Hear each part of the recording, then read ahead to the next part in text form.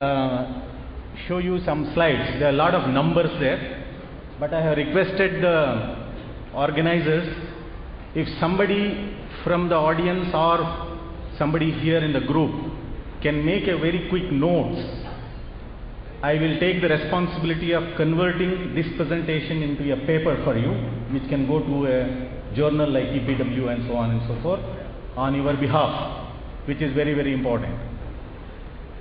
Sharmaji told there is a problem of Coca-Cola in India. I just want to begin my blonde numbers which are they are not very exciting, by tender coconut. Now in the whole world, this tender coconut is packed in such a way that there is a tremendous demand for the processed and packed tender coconut all over the world. There are some airports in Europe where you can buy tender coconut which is packed instead of Coca-Cola. Now there are some advantages of technology also. We should not undermine the role of technology, because technology is the future. But it is how you use the technology which is very important. It was also told by Sharmaji that anything can produce value. There is a virtual happiness being created, not a real happiness, virtual happiness. Taste, it is like adding plastic essence to your chocolate. It is plastic, but it gives the feeling that it is good. Virtual happiness is what is happening today. But I want to tell you, Sharmaji, particularly because he raised this very, very important issue. See, whether we like it or not, India is now caught into a system, or clutches it got into a clutches of the world WTO and international markets. It cannot come out now. The moment it comes out, there will be a disaster. So if it has to survive, because there is a huge... Where is the presentation? What happened to the presentation? Okay. So if it falls down, then there will be a serious problem in the country. So what India really wants is a good, well articulated, Justice Krishna Iyer is not here today, although he is listed. In the guidance of the wide open eyes of law, we need good regulation. If you don't put regulatory frameworks, that is where India is still failing. India is unable to put a regulative system into the whole governance structure. I have just put up a paper on Gujarat where I have shown that the Gujarat shining story is actually not Gujarat shining. It is a Gujarat darkness story. It is only in GDP figure, which Sharmaji said that it is on the one of the top 5. Even there it is not on the top. But then you have alternative variables which Sharmaji did not speak about, which I am going to show you here. Human development, poverty, hunger, illiteracy, deprivation, malnutrition, gender inequality. These are the things which are very important for life. If we measure these, Gujarat is one of the lowest states. And I will show you now how Kerala is not that bad a state in India. In a way, Kerala is a very progressive state. But that doesn't mean we have solved all the problems. In fact, Kerala model, which you are talking about, I have studied Kerala model since 1973. That is my first job. The first job, first day, Kerala model. We have studied this for one generation. There are very big economists from Kerala who brought this very important issue. Although there are a lot of problems of the Kerala model, I still feel Kerala is one of the outstanding states in India. It is a state worth living. It's a state where substantial growth and harmony, harmony with nature, communal harmony. You can use many of these things. I am telling this not because, you live in Kerala, you have different perspective. But I do not live in Kerala, but I see Kerala from outside. When I see Kerala from outside, I compare to other states. Bihar, what is happening in Bihar? What is happening in Bengal? I am going to talk about today, having worked for the Prime Minister's Committee on Muslims, I am going to talk about the socio-economic conditions of Muslims in Kerala today. I will show how Muslims, even in Kerala, are not on the equal platform. There is no level playing field. If you want to do high jump, there is only one platform equal to everybody. So when that equal platform is given, then you have to see how much you can jump. But your platform is low, 2 feet below, there is no level playing field, you can't say who is jumping high or who is jumping low. Because some people are on the high pedestal. From there it is easy for them to jump. And the bar there, they can take it much higher. But those people who are below, there is no equal level playing field, then there is a serious problem. Is it ready?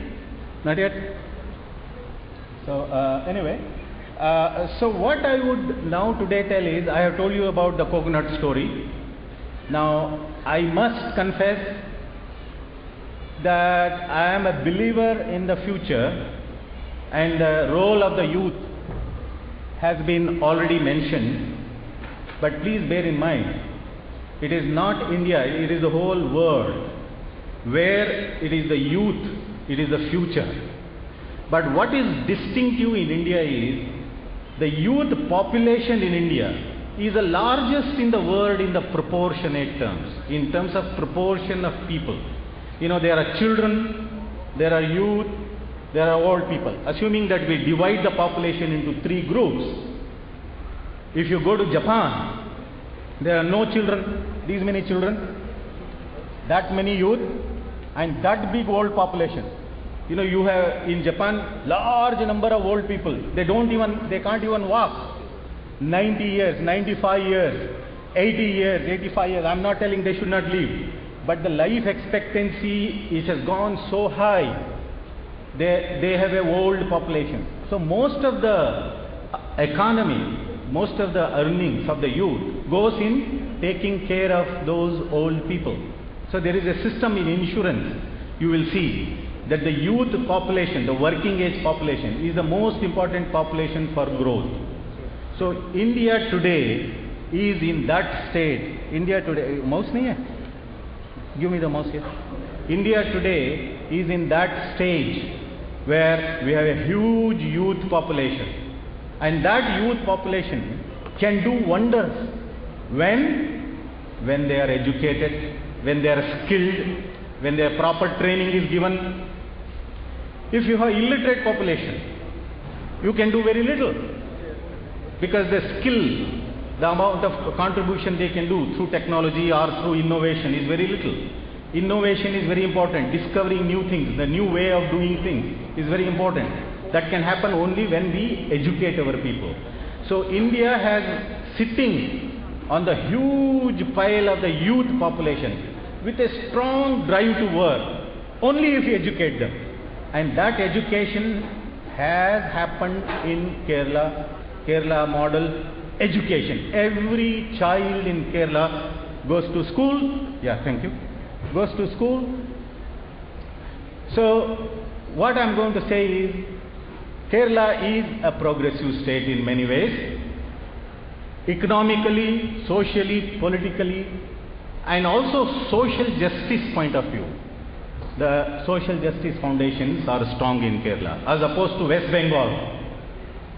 West Bengal's social justice foundation is not strong. The reason why I compare West Bengal with Kerala is because historically these two states has a lot of input in terms of ideas and values from the so-called communist ideologies, a mix of different ideologies. But actually West Bengal failed in providing a better social justice platform, but whereas Kerala has fairly good platform for social justice. There are differences which are still existing between different groups of people. I am going to, when I conclude, say how and which areas, and those are the items which the solidarity has to note down. And if necessary, take these ideas to the political parties who are going to elections soon and tell them, look, as a community, these are the problems this community is facing. As a state, this is the problem which the state is facing. It is very important you isolate these problems and try to understand. And hopefully I'll try to do that in next half an hour. There is a relative advantage to be used to increase inter-community partnerships and also gender equity. There is a serious problem of gender equity even in Gujarat, which if there is time permitting, I'm going to, even in Kerala, if time permitting, I'm going to speak about. Well, here is something which Sharmaji made my job easy. I'm going to say you some numbers on GDP. So before going to Kerala, we should know what is happening to India. For last 15 years, India from the bullock cart is riding on a fast car. Still it is not a jet. China is going in a jet. India has gone into a car mode, from a bullock cart mode, last 15 years. Now, this year, the Prime Minister's Committee, I have a paper here, it says that we will have between 8.5 and 8.9% GDP growth. This is a large growth. 8%, 8.5%, 9% growth. We have touched 10% growth also. But China for last 40 years has touched 15% growth, 17% growth. That is China. And now in last 40 years, China's growth, I am not going into the quality of growth in China at the moment. But what is there is, China has become the most important nation in the world today, threatening the West. It has already replaced many nations. If the bipolar Russia and USA situation collapsed about 20 years ago, now it is not even USA. USA is no more in, it is a kind of coalition of Europe and USA, and China is getting onto the top. Why? It is just this so-called GDP. China has serious problems of poverty. China has serious problem of deprivation. China has high inequality. Inequality in China is more than India. But in spite of the fact, as Sharmaji said, just the GDP numbers, scaring people. And China is becoming on the top. Now that is this number 8.5 and 9% GDP. Now since last 10 years, India had this 9-10%, 7.5% GDP. Now the expectation is next 20 to 30 years, India is going to have this GDP. How? Make Coca-Cola, make all these unnecessary products, and cut a tree and make furniture, don't grow a tree. All these problems are going to enhance, not decline next 20 years. And that is why you people have to be very careful as to what should be the framework within which the GDP growth should take place. GDP should also grow, but it should also give happiness. It should reduce disease. It should bring equity. It should bring comfortable life. And it should bring communal harmony. All these things are important. Now, one of the things which in this slide is, how is India growing? India is growing because of domestic demand. Now, India is the only country in the world which is growing on domestic demand. That means it is we people you sitting there, people here, we are the ones who are doing the business. We are producing our goods and services, and we are increasing the business. Our India is not yet based on export-oriented growth. It is China last 40 years. You go anywhere, even in India, it is made in China goods which are available. But made in India goods will not be available anywhere in the world. Very small, very few. You know, some places when I went, there is one ganti, brass. You know, this temples, the temple Archaka, he uses a ganti. That ganti I found in Canada, made in India. Otherwise, you don't see much made in India product in the world at all. So India is still not export economy, you know. India is domestic demand. We people are the one who are making our country. Nobody else is making. However, there is foreign money coming. Money is coming. When we people are purchasing, the Americans, the Germans, the Japanese, they all want to bring money. And money means industry, money means technology, money means management, money means malls, money means, internet-based markets, whatever, modern. So that money is coming, and we people are purchasing, and that's how India is growing at the moment. Well, whether an economy growing on domestic demand is good or bad is not the issue. The fact is that we people as Indian citizens should benefit from the growth of the Indian economy. From that point of view, domestic demand theory, okay. But as Sharmaji said, what is that we are getting? We are getting some products and things like that which we probably may not want. And that is where we have to be extra careful. Now, there are matter of concerns. I am very quickly going into the economic issue to the social issue very soon. And whoever is making notes, please take a point here. There are matters of concern. There is a very high inflation. Inflation is too high. And there is a current account deficit. This is an economic terminology. I am not getting into details. There is high imports and low exports. Last month, we imported $50 billion worth of import, whereas we exported only 19. So as I told you, we are not export-based economy. We are domestic-oriented economy. Savings and capital formation, we save about 35%. But the most important thing is ours is a jobless growth economy. Now I was talking to our Alvarez ji here. So what is happening is the organized sector, all these new companies coming, all these big industries coming, they are all so mechanized, they don't want 25, 30 people and the whole machinery. They can produce volumes. I saw a program in National Geography just about last week where there is a factory producing some mass-produced chocolate, Cadbury kind of chocolate, big industry. Not even one person is employed there. One person is not there.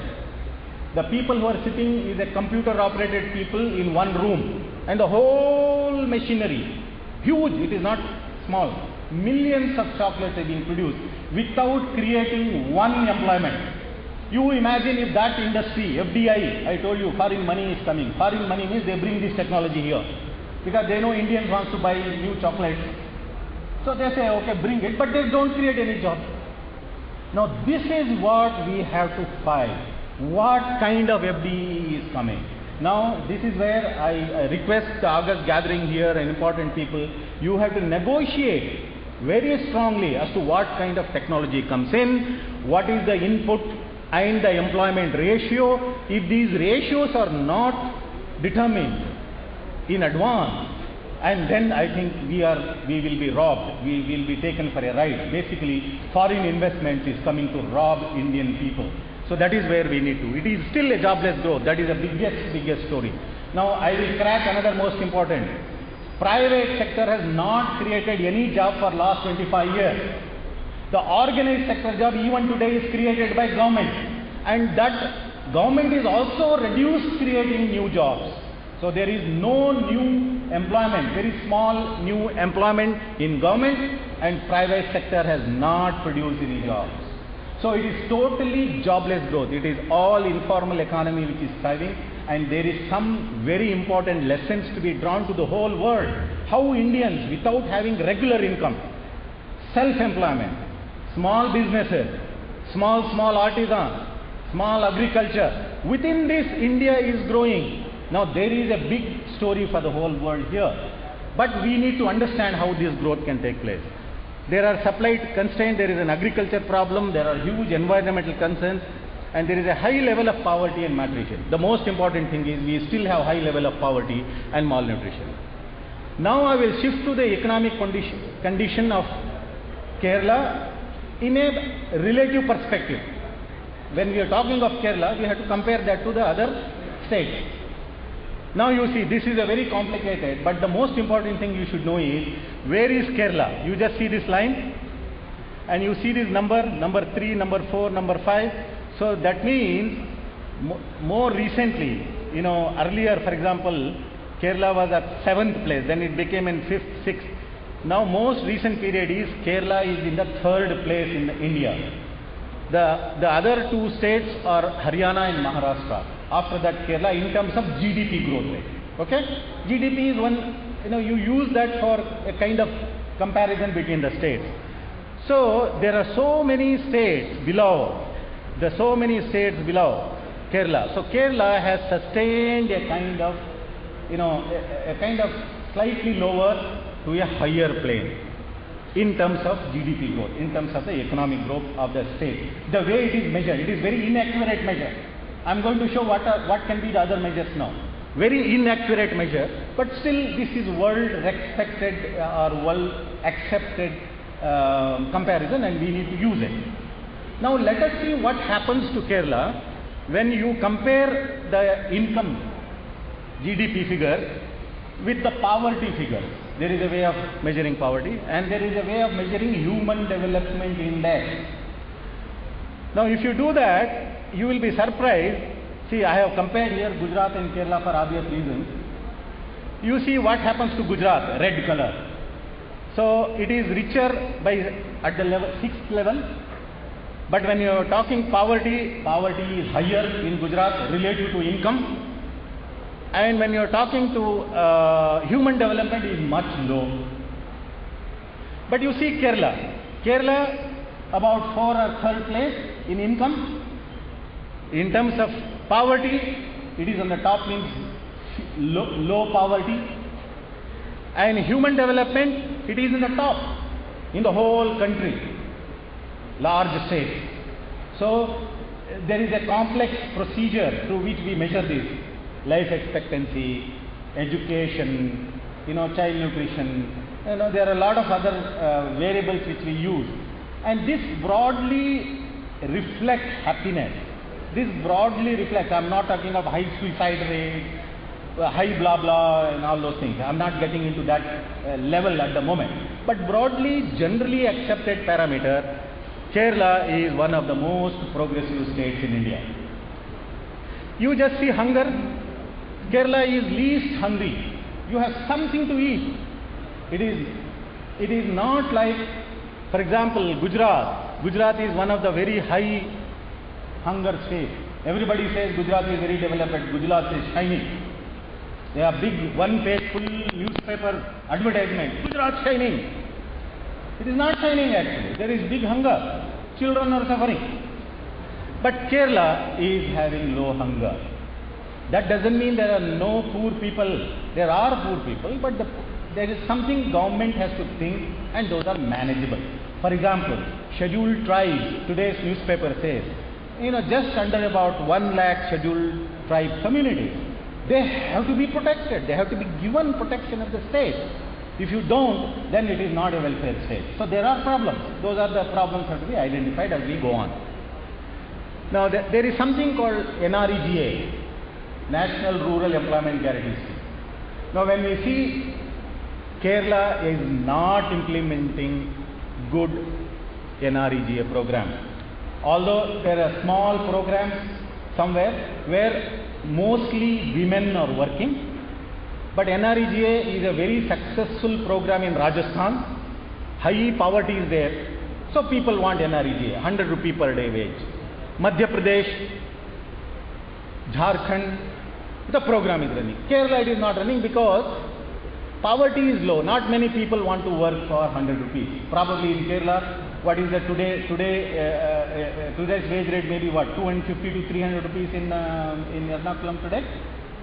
Yes, 250, 300 or less or more? No. Who will come for 100 rupees? So NREGA is not working. But if somebody has serious problems, NREGA is a good program. Now there are huge disparities in poverty over a period of time. I am over different. So now let me go to human development. Now human development is a concept which brings 3 main areas. Human development means people's development, our people. One is health indicator, the other one is education indicator, the third one is wage indicator. So bringing these two together, there is a human development concept which the whole world, all countries in the world are compared. But suddenly what we found out is Even human development index doesn't reflect the true happiness in India. Why? The reason is there are huge interstate disparities in India. There is one very rich, there is one very poor. The state, Bihar, very poor state. Odisha, very high level of poverty. Punjab, not much many poor people. Kerala, not many poor people. So the disparity is so high. Now that disparity and poverty disparity has to be brought down in the human development. Unfortunately or fortunately, India is the largest country with largest number of children who are malnourished. Our children are anemic. Our children do not grow height. Our children are very, very lean. We don't know. Even in Kerala, there is a problem of what you call anthropometric deficit. That means the height and weights of children. You know, there is a national benchmark, there are international benchmarks. So somehow our hunger level and malnutrition levels are high, which has to be incorporated in the Human Development Index. The other thing, I happen to be with the Sachar Committee. The Sachar Committee, for the first time in the history of India, brought religious differences in living standards. Income, employment, education between different communities. We are a multicultural society. We are a society who has to cherish diversity. We are a country, but we have to be given a level playing field. So at the all India level and different levels of the state, we have found the Muslim community, which is the largest minority community. 80% of the minorities in India are Muslims. The remaining 20% are Christians, Sikhs and others. And overall Muslims constitute about 15% of total population, and probably in Kerala they are about 27-28% of Kerala's population, I think, are Muslim community. So when we see Muslim community compared to the other comparable groups, then Muslims are the bottom in education, in various economic standards, in employment, they are at the bottom. So the Human Development Index should adjust for these differences. If it doesn't address these differences, the disparities between communities will continue. So these are the things, a few things which I have mentioned here, how we can improve human development concept, which is relevant for India. Okay? Well, that means you can compare different states in India. We don't have to compare India with United States. We don't have to compare India with China. Who cares? But I want to compare Kerala with Goa, Goa with Delhi, Delhi with Karnataka, Karnataka with AP, because we are the states within our country. So there has to be a healthy competition, you know, and that is the reason why we need to compare.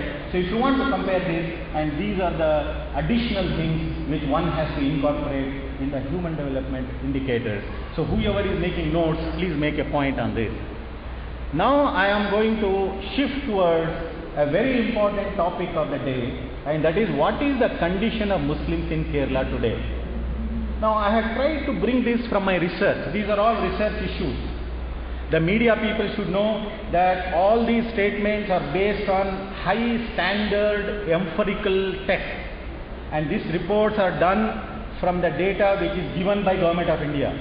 These reports are given by analysts which are some of the best known in India, and this is a documentation recognized by Government of India and many states, and some of these differences are still there in Kerala, and the political parties and the youth and the communities, the civil society has to take an open. So let us get into that. Kerala is, I want to repeat, is a progressive state. Muslims do get their share of advantage. For example, how many people have visited Bihar from this crowd? Can you raise hands? How many people gone to Bihar? Okay, few. How many people gone to Eastern UP? Whatever. Now, what I am going to say is, the Muslims in Kerala are much better off than even the Brahmins, for example, or the high caste groups in some of those states. For educationally, Muslims are also almost 100% literate in Kerala, 90-100% depending upon which district you are. But you go to Bihar, you go to Madhya Pradesh, their literacy level is 40%. There are some districts even today, the literacy rate among the scheduled caste and scheduled tribes is 5%. 5%. In every 100 women, only 5% women are educated even today. No, that is the kind of India we are talking about. So there are advantages for the Muslim community which has come to you because you live in Kerala. So there are natural advantages. So please don't forget this. When you think of yourself, you think you are the best in the country. Okay? But once you think that and then you do the comparison, I need some more time. You need the best comparison of the different communities, and then what you do is, these are the differences. Now you see, work participation rate is the employment rate compared between communities. Now what we find here is, Muslims in Kerala are only 40% is the share, when compared to 60% for Hindus and 60% for other communities. So that means somehow the employment in Muslims is very low.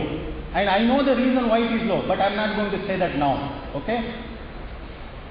Let us go to the next. Muslims in the whole country are known to work in the so-called organized sector, in organized factories, small factories. These are not very big factories. Small factories, factories like HMT, BEL. You know, Muslims were, in 70s and 80s, a large number of Muslims were given jobs in those industries. Why? Because Muslims generally are technical minded. And this is true all over the country. But it is only in Kerala where those, you see in India, Muslims, 21% Muslims get jobs in industries, technical kind of work.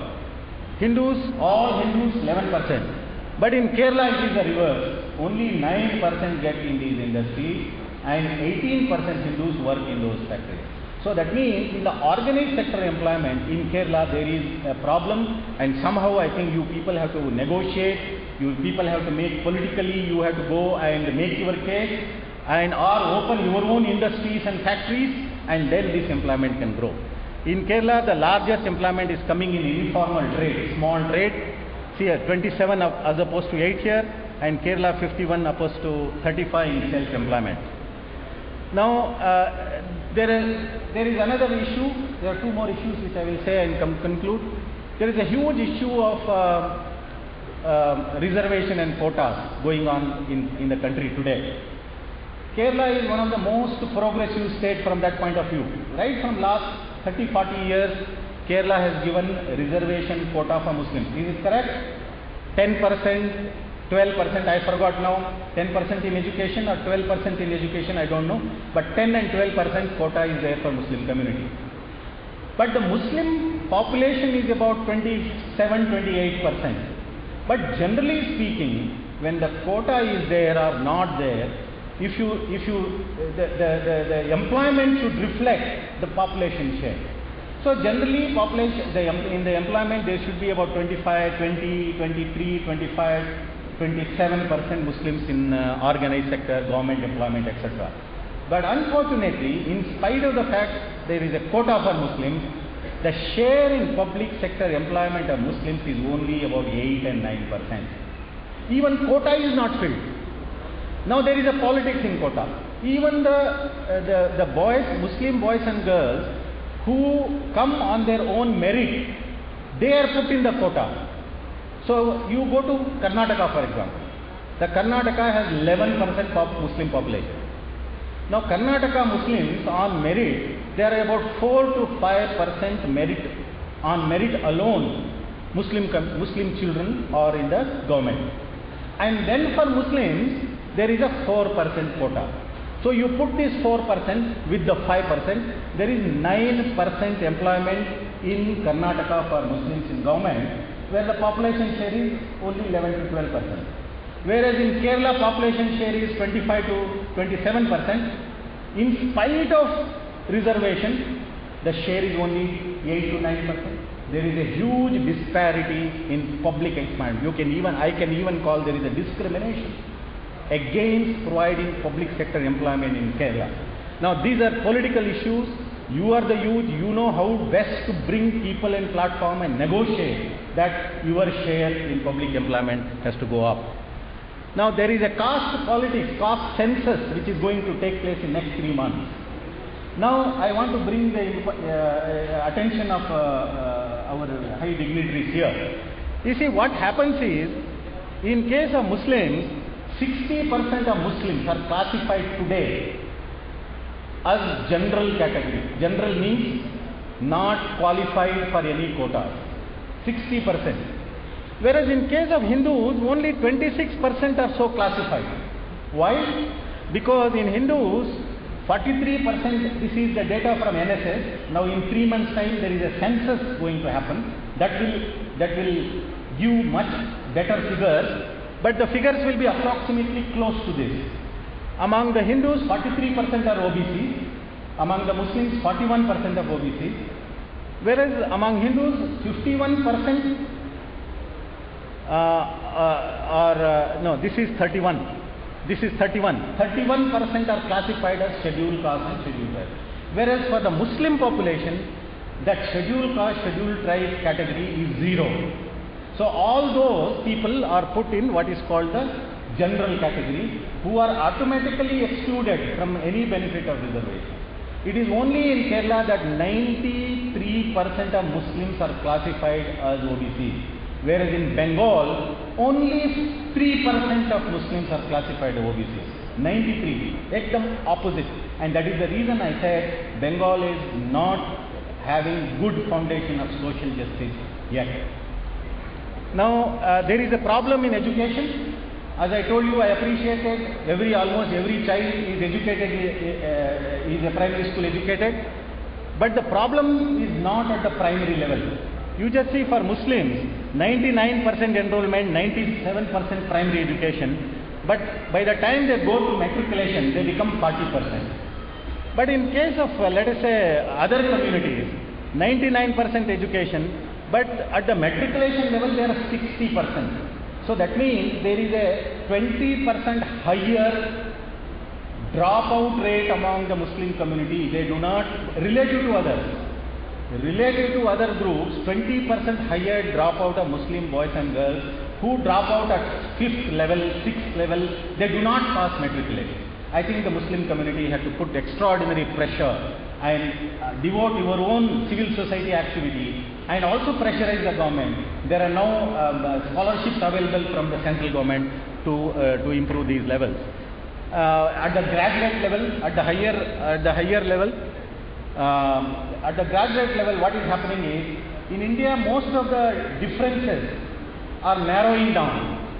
But in case of the graduate education, the differences is widening. So what is happening is, it is only the high caste Hindu groups who are going to colleges in larger number. I am very happy that they are doing it, because India needs a lot of highly educated boys and girls. But there are a lot of problems about admission into higher education, engineering colleges, medical colleges.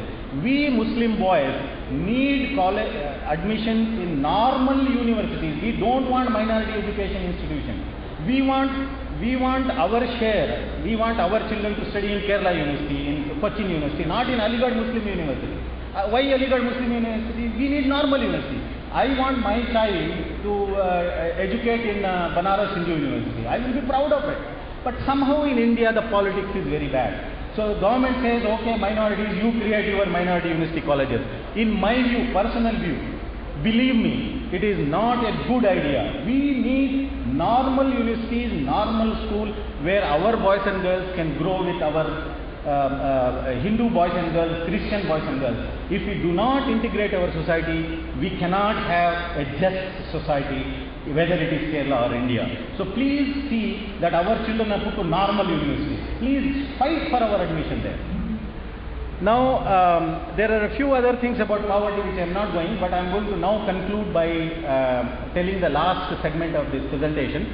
But I am very happy that the author of this data, migration, Irudoy Rajan, Dr. Irudoy Rajan, he works in CDS. He is scheduled to be speaking to you day after tomorrow. He will give more up-to-date information. But I want to flag this issue before I conclude. One thing very important, Kerala is known as a state where a lot of people migrate to Middle East countries, to many other countries on work, and there are a lot of remittances which are coming to the state. Now you should know, does anybody know how much contribution Muslims alone can make for the development of Kerala state? You have the figures here. See here, the district which sends the largest number and largest proportion of migrants is Mallapuram, Kazigode. So these are the states, these are the districts within the state where, totally, for example, in Kazigode, every other house, 50% of the houses have at least one person who has gone abroad. In Kazigode, 50%. And these are all survey data, these are accurate data. Now, similarly, there are other Mallapuram, 68%, 70% of the households, people have gone there. Now, what these people contribute, and I do not know which are the Muslim concentration districts because I am not aware, and this PowerPoint can be made available to public anyway, and you can find out where the Muslims live. But what is important here is, see, for every 100 households, for every 100 persons, 100 households, 82% households among the Muslims have either a person is already living in a foreign country, or they have gone to the foreign country and they have come back. So there is a connection of the migration, return migration and current migration. If you put together, 82% of the Muslim households in Kerala have migration connection. But Hindus are only 22 and Christians are about 50. Now, what do? They bring money for subsistence, education, bank deposits, and mostly this money is after purchases, immediate purchases. A lot of this money is put on education, even among Muslim households, and that is the reason why education level among Muslims in Kerala is developing. Now, here we have given, this survey has shown that it is the Muslim community, and you people have to correct me, it is the Muslim community who has the best houses, the Pakka houses, the houses which are considered very good.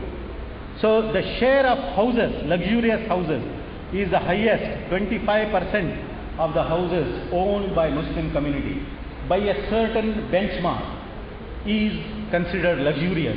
So that housing is the best in Kerala for Muslims, followed by Christians and followed by Muslims. Now the last slide is, the remittances are high. Largely Muslims are responsible to bring those remittances to Kerala. But the foreign direct investment, which is very important, industrial investment, which is very high in Maharashtra. For example, you just see this Maharashtra, this pillar, but Kerala is very, very small. So in Kerala, there is hardly any FDI. So I think there has to be policies to bring responsible FDIs to Kerala also, along with the very important contribution of Muslim community in bringing remittances for investment purposes in Kerala. I'm very happy that I was here, and I hope that I have raised a couple of issues which are relevant for today's planning for Kerala and for the progress of all communities in Kerala. Thank you. Thank you, sir.